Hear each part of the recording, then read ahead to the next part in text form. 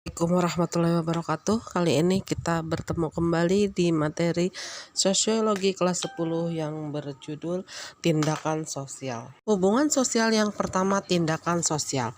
Menurut Max Weber, tindakan sosial merupakan tindakan individu sepanjang tindakan itu mempunyai makna bagi dirinya sendiri dan diarahkan kepada orang lain.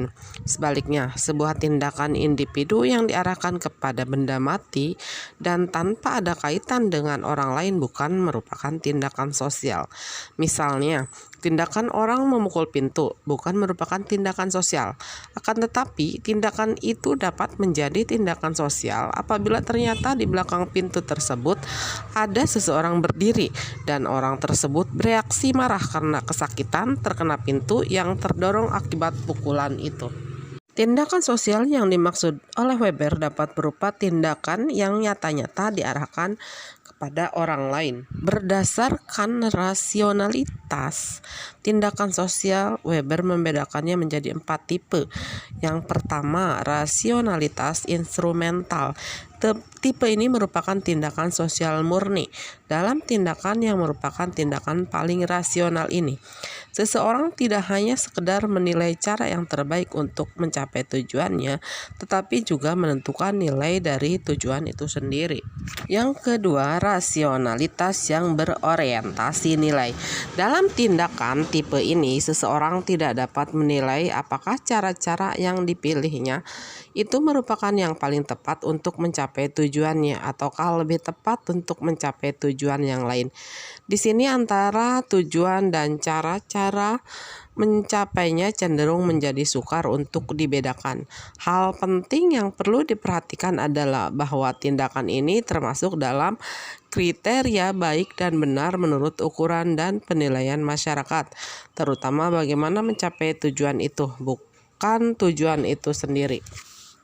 Yang ketiga, tindakan tradisional. Tipe ini merupakan tindakan yang berdasarkan kebiasaan-kebiasaan pada masa lalu.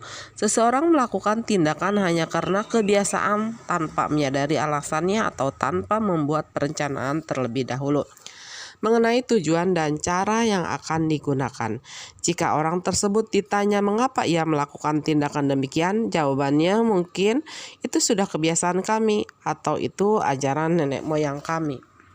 Yang keempat, tindakan afektif. Ini merupakan tindakan yang dipengaruhi oleh perasaan atau emosi. Tindakan ini seringkali dilakukan tanpa perencanaan matang dan tanpa kesadaran penuh.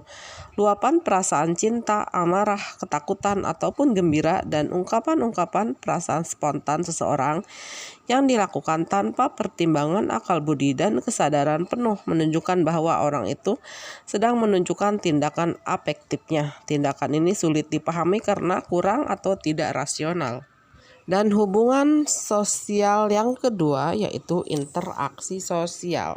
Interaksi sosial merupakan hubungan-hubungan sosial yang dinamis, yang menyangkut hubungan antara perorangan, antar kelompok manusia, serta antara perorangan dan kelompok manusia. Interaksi sosial menurut Astrid S. Susanto adalah hubungan antar manusia yang menghasilkan suatu proses pengaruh-mempengaruhi yang menghasilkan hubungan tetap dan pada akhirnya memungkinkan pembentukan struktur sosial. Hasil interaksi sangat ditentukan oleh nilai dan arti, serta interpretasi yang diberikan oleh pihak-pihak yang terlibat dalam interaksi. Pola-pola hubungan interaksi sosial. Yang pertama, interaksi sosial antara individu dengan individu. Jika dua orang bertemu, interaksi sosial dimulai. Mereka bisa saling menegur, berjabat tangan, berbicara, atau bahkan berkelahi. Semua itu merupakan bentuk interaksi sosial. Walaupun orang tersebut tidak saling berbicara, interaksi sosial telah terjadi karena di antara mereka sadar akan adanya pihak lain yang menyebabkan perubahan-perubahan dalam perasaan ataupun syaraf orang-orang yang bersangkutan yang disebabkan oleh misalnya bau keringat, parfum, dan cara berjalan. Semua itu menimbulkan kesan dalam pikiran seseorang kemudian akan menentukan tindakan yang akan dilakukannya. Yang kedua, interaksi sosial antara kelompok sosial dengan kelompok sosial.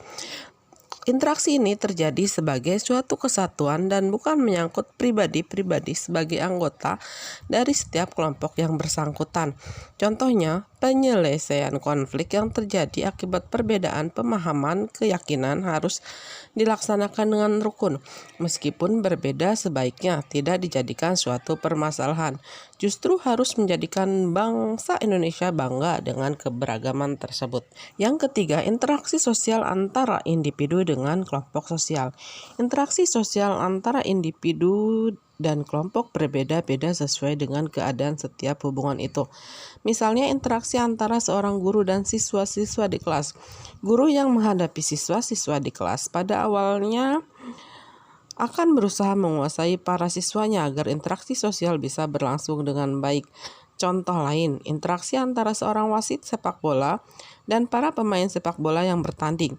Wasit tersebut akan menghadapi para pemain sesuai tata cara atau peraturan permainan yang berlaku. Faktor-faktor interaksi sosial. Berlangsungnya suatu proses interaksi yang didasarkan pada berbagai faktor. Yang pertama, imitasi adalah suatu tindakan yang menirukan tindakan, nilai, norma, atau ilmu pengetahuan orang atau kelompok yang berinteraksi. Faktor imitasi mempunyai peranan penting dalam proses interaksi sosial yang dapat mendorong seseorang untuk memenuhi kaidah atau nilai yang berlaku. Imitasi mempunyai dua kemungkinan.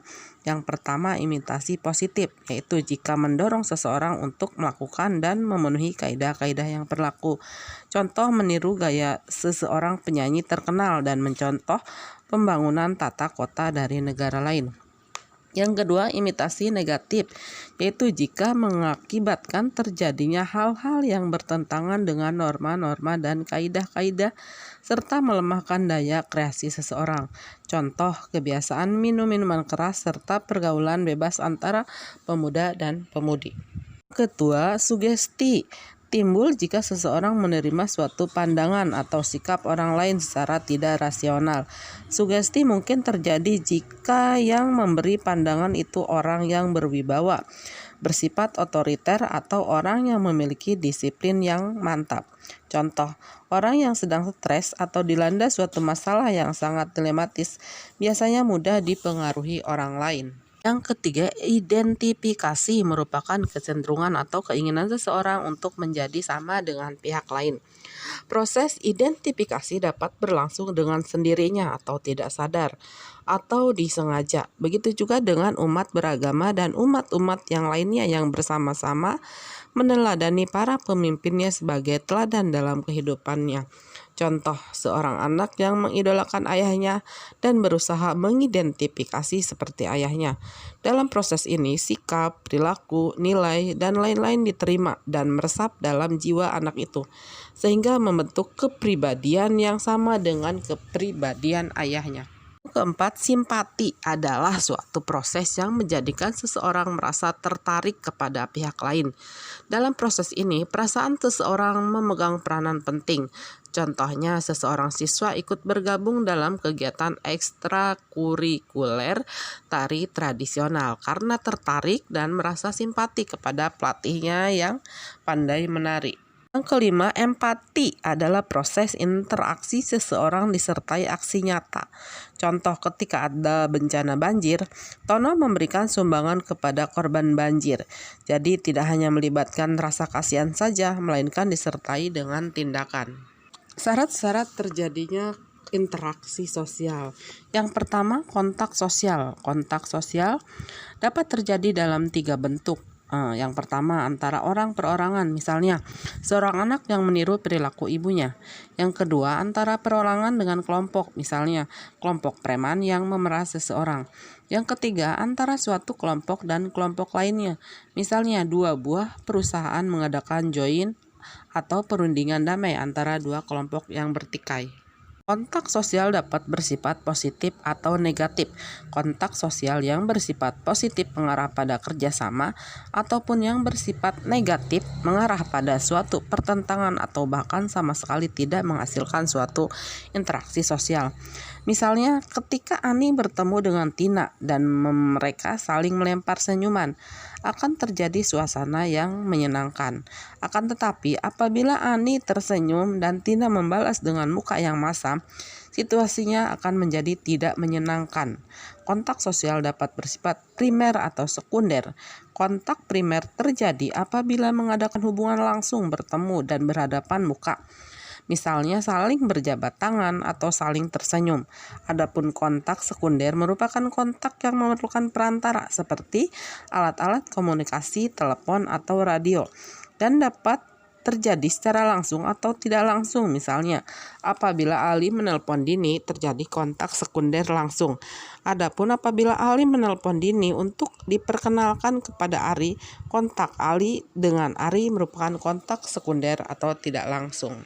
Yang kedua, komunikasi adalah situasi yang menjadikan seseorang memberikan tafsiran pada perilaku orang lain yang berwujud pembicaraan, gerak-gerak badannya atau sikap, dan perasaan-perasaan apa yang ingin disampaikan oleh orang tersebut.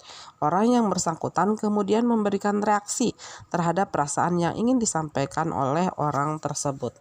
Dalam conversion terdapat dua macam orientasi dalam tindakan dan interaksi sosial. Yang pertama, orientasi motivasional merupakan orientasi yang bersifat pribadi yang menunjuk pada keinginan individu yang bertindak untuk memenuhi kebutuhan hidupnya.